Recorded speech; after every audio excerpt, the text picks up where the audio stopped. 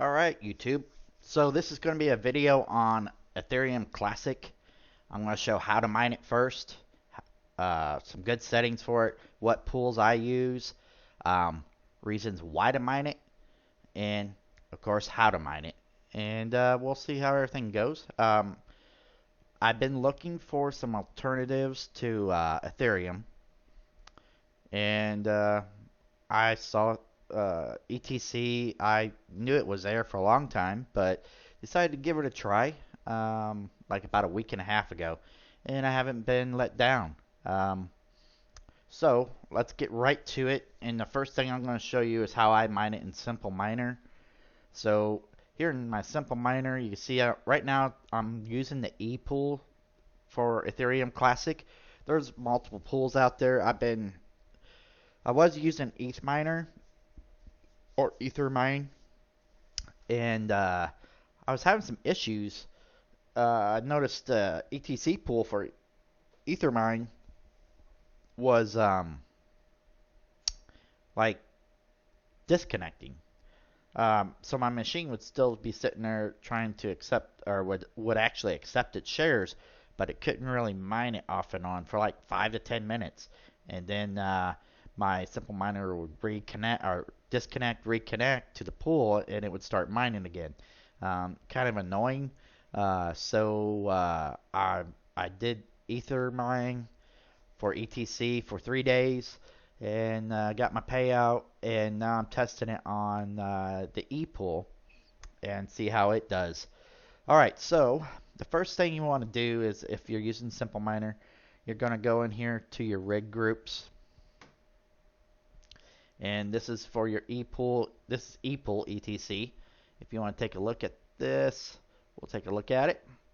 So this is how I set mine up, and this is for Epool. This is your wallet address right here, so you've got to put that in, and it's pretty much just like doing Ethereum. There's not much difference at all. All the settings are the same except for your wallet address, of course, and your pool and your port, right? But make note of this. This is what you're going to want to use. I will put this down in the bottom of the description, examples. So if you can't get yours to work and you're typing it manually, you'll be able to just copy paste from my description below, and then just change the wallet address to your Ethereum Classic wallet address. Now, if you want, you can mine on my address and give me some donation. That would be great. Don't have to. It's all good. But this is how you do it. That's for Etherpool. Ethermine.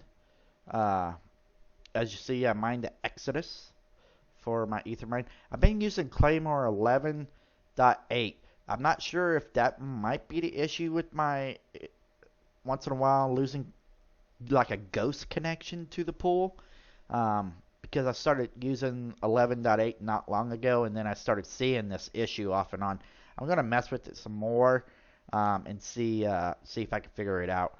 I don't think it's not my rig and it's not my network, because I've switched over back to Equihash Zencash on Supernova, and it stayed connected for like 12 hours with no issues. So I'm pretty sure it has to do with the pool and their network. But here's the settings for Ethermine for Ethereum Classic. Again, very similar. Not hard to do. I will also have this one in the description as well. So you'll be able to just copy paste. That way, if you're getting a mistake with a dash, a lot of people don't get the spaces right, and that will affect your miner and it won't work properly. So those are the settings. If we go back over here to my rig list, overclock settings for Ethereum Classic is almost identical. Pretty much it is identical to Ethereum. I'm doing minus 200 on the core, 500 on the memory, 65 watt power limit. I set my target temperature at 70. My fan speeds On my fan speeds, I run that between somewhere between 50 and 60. I don't like to run my fans. If I'm having to run my fans over 70% constantly, it's really not good on your cards. And again, I look at longevity for my cards. The longer I can keep my cards in good, healthy status, the better ROI, or not better ROI, but once on ROI, the longevity of my cards is going to give me that much more return. So, with that being said, these are my settings. I do. You can go to like 600, 700 on the memory, and it works fine. But I did the math on that, and you actually have to up the power a little bit. It's not as profitable per watt, and that's where you really want to pay attention on. So this seems to be a really good setting for 1066 gig cards.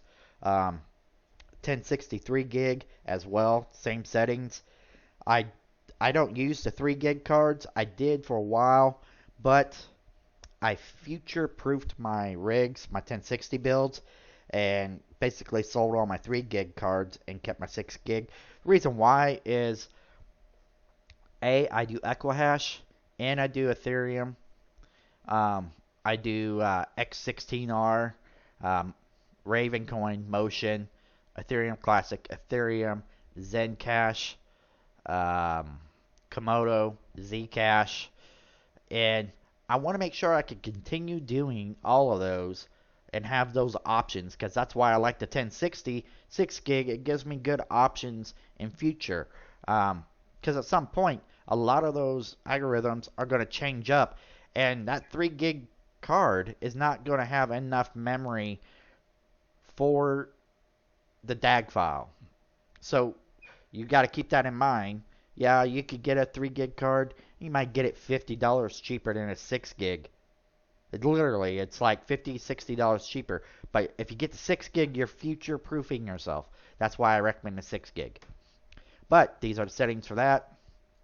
As you can see, this is my mega hash. You see the 217s in there. Those are high links memory, and that's how much of a difference that memory makes. Very poor memory. All the rest are Samsung. I've been replacing out any high links I have. This miner right here is my private miner. What I mean by that is I do have my own personal blockchain running on my own private pool on my internal network for my Web3 applications I've been playing around with and writing, so I can run them through my own internal pool. And this rig, a lot of times I use it for that. When I'm not doing that, then it's back to mining on a regular pool. Probably in the future I'll get more into that aspect of it. Why I like Ethereum is because of its applications and its application and programming use. It's very, very interesting, and you can really see the future of what crypto can actually do with this type of with that type of setup. So basically, I emulate my own pool internally on my own private internal network, and I run my Web3 applications I write through it. You can see where corporations are going to be going this route. I believe they'll be going with Ethereum chain for that, or something similar to it. Ethereum, Selenium. It's really, really interesting. If you're a programmer and you really are interested in crypto, you need to get into that part of the aspect as well and learn it, because it is going to be probably the future. Now, whether the future is going to still have GPUs, ASIC, whatever, I don't know. But internal network wise, it doesn't really matter. And that's where a big part of it is happening with blockchain. And a lot of people just look at the GPU mining and the big pools, and that's all they're about. And that's great. But if you're more interested in see the future technology, check it out.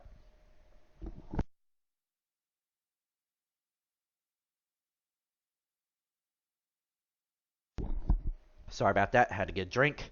Okay. And these are my temperatures running at 60% right now on the fans. It's not too bad. That 54 card, that is one of my first 1060 cards. I did put thermal paste on it, but it's still running a little warm. It might be getting to that point where I just need to retire it or something. Not sure. But let's go onward here. So those are my settings. If you have any questions or any issues with that, hit me up. I'll see what I could come up with. Another reason why I've been mining Ethereum Classic is this right here. It's become very profitable to mine it. Even with this down market right now, the market's really down. So Bitcoin is at right around $6,165. That's pretty low. It's actually bounced last night down into the 5,000, upper 5,000s. So it's not the best time to be a farmer or to be in the crypto mining. But I'm still making a profit. So you can see Ethash Ethereum Classic right now for me with 7 1060s is making me 376. These are my power settings and my rates for Equihash. That's for Ethash. Here's 140. That's what I average. My Equihash is averaging about 2180. My X16R, I'm getting about 50. Power cost in my area, I'm lucky. It's 6.5 cents per kilowatt. And this is what it comes out to for right now, 7 1060s. This is really low, folks. I don't recommend going on credit getting into mining right now. If you want to get into it, buy some used cards. Don't buy them new unless they way drop on price. Price is still around, for the good 1060s, you're looking about $330 to $350, and that's good. I mean, like quality like MSI, Gaming and Gaming X, or the upper Asus ROG Strix. Those are the two main cards I recommend. Your chances of getting Samsung memory with those is much higher. So that's one reason. Now, Ethereum Classic, I started mining I'd say about 2 weeks ago. And the reason why was because I was hearing some drums being beaten on the Ethereum Classic. I kept watching the boards. Like I said, I was trying to get away from just Ethereum and for my Ethash running. And Ethereum Classic I wasn't too sure about, but then when I started reading some of the boards and some of the stuff that was coming down the pipe, I was like, okay, I'll try it. And I don't regret it. It's been very good. And we'll get into the reasons why. Now, but first, I'm going to show you. So this is Ethermine. I just had a payout not too long ago. I'm actually not mining on Ethermine right now. So yeah, it's coming down. It's shutting down off of Ethermine. My payout. But this is Ethermine. Like I said, I've been having issues with Ethermine. I'm pretty sure it's the miner pool. You see this right here, this blue line, the current hash rates? This is where I was having disconnects from the pool. But it was like a ghost disconnect on my end. So my miner thought it was still connected, and it was somewhat connected. It was accepting shares, but it couldn't mine the shares and send that information back to the pool. And as you can see, it's been happening off and on. You can see here. And with simple mining, its basic setup, it will try to do that, to send those results back to the pool for 10 minutes.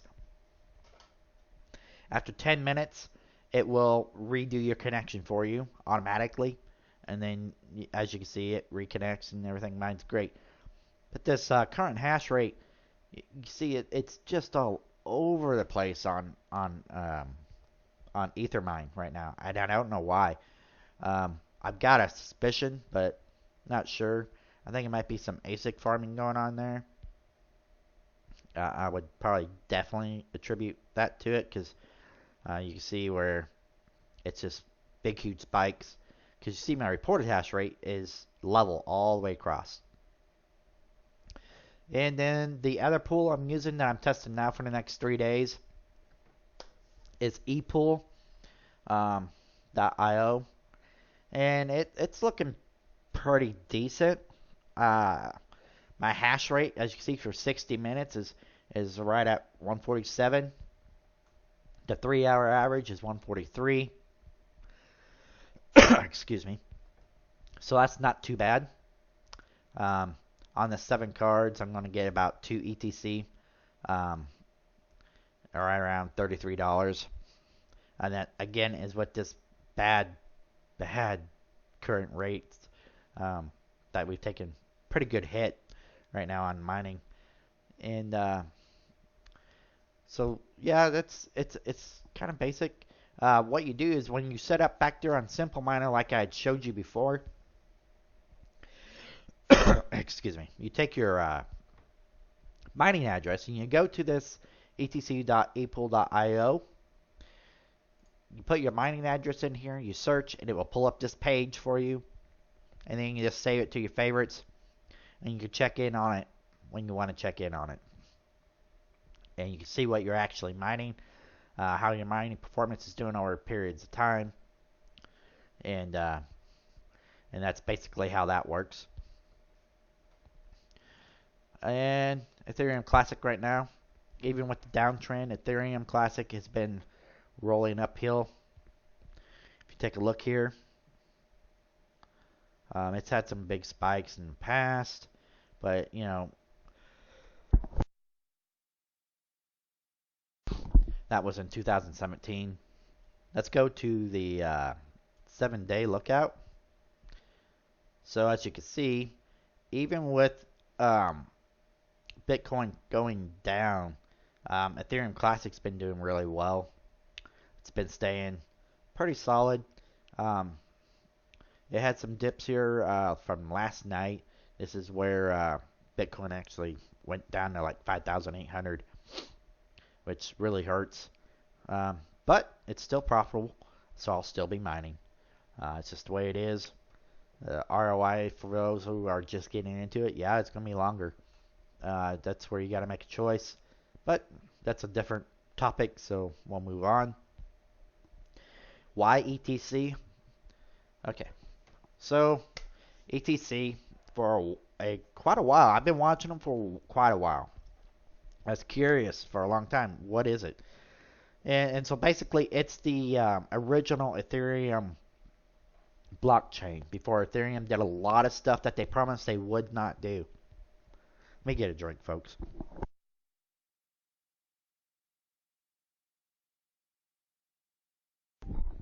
All right, sorry about that. So anyway, basically, it's what Ethereum's blockchain originally was. Is the way I understand it. Maybe I'm wrong. That's how I read it. But anyway, so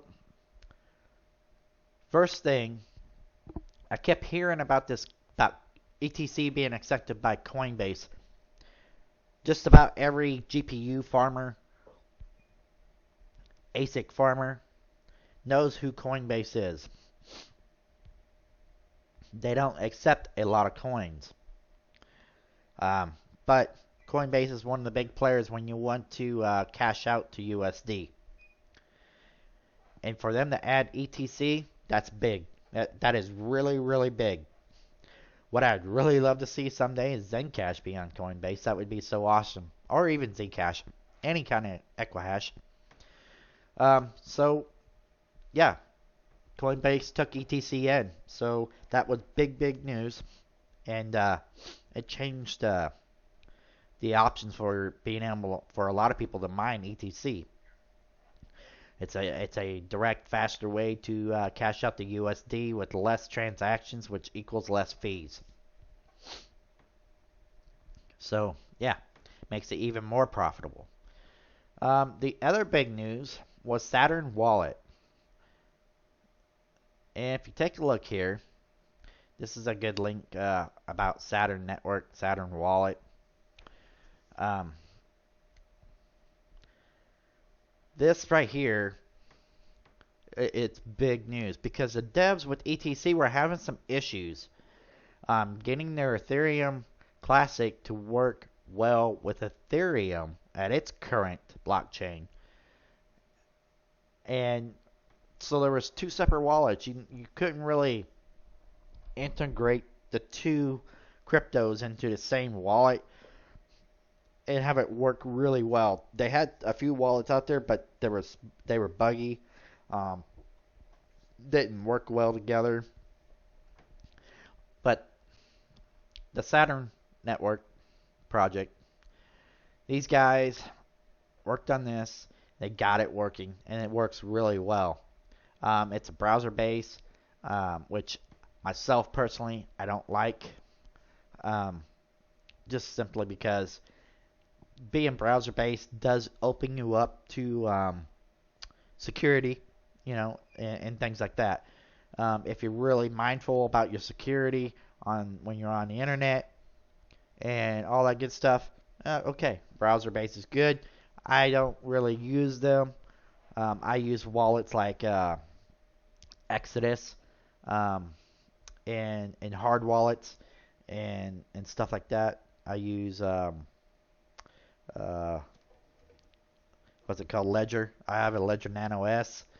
Every month, once a month, I transfer out half of my Ethereum based stuff, and half of it goes into Bitcoin, and then half goes into like Zencash, and then I keep the quarter of it in its original fold. So a quarter at the end of the month, 25% remains Ethereum Classic, 50% goes into Bitcoin, 25% of it goes into Equihash like Zencash. But this here is really good news for the devs for Ethereum Classic. Why? Because it supports both Ethereum and Ethereum Classic. It allows the users to access decentralized applications on both blockchains from their browser from one application. So that's really big news. It makes it easier for them to manage your wallets and swap networks in just one click.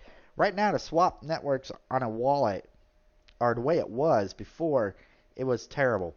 So what you would have to do is you would have to have like a Ethereum wallet, and then you'd have to have Ethereum Classic wallet.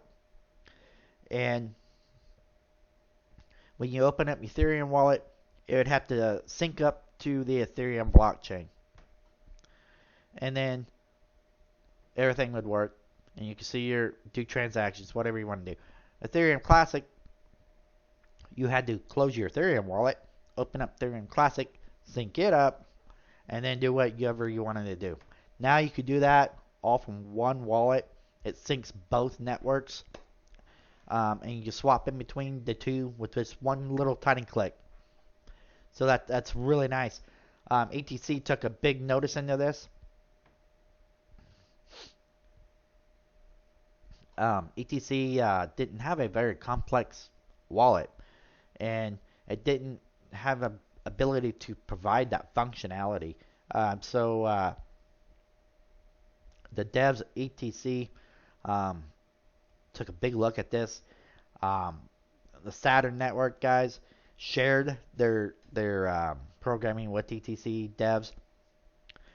So now it's kind of a joint thing, and it opens up the doors for a lot of development, especially on the ETC network.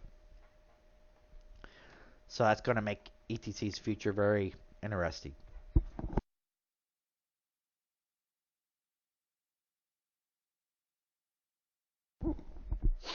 Alright, so make this short. That's kind of what it looks like. Right here. It's pretty cool. One account with both Ethereum and Ethereum Classic. I'm not going to open mine up yet. I'm still playing with it. And honestly, I'm still using Exodus, which I love. But Saturn, I did download it, installed it, and I'll do another video on that. But this is going to be the end of the video, folks. Um, so, yep, this is ETC Classic. Any questions? Leave them down below. In the description, I'll have examples that you can copy paste into your simple miner. You'll just have to put in your address, and then you'll be off and mining on either one of those pools. I recommend, honestly, to keep it decentralized. Don't just stay on one pool. Find a couple good pools. Swap back and forth between the two. Get a payout on one, go to the other one. Get a payout in it, go back to another one, or whatever. As long as they're good. Like I'm doing right now, I'm testing Epool. It may end up being one of my secondary pools that I will swap back and forth from, just to keep it decentralized. So if you're really into that, that's what you need to do. Don't just stay on one pool. But that's it for today. Y'all have a great day.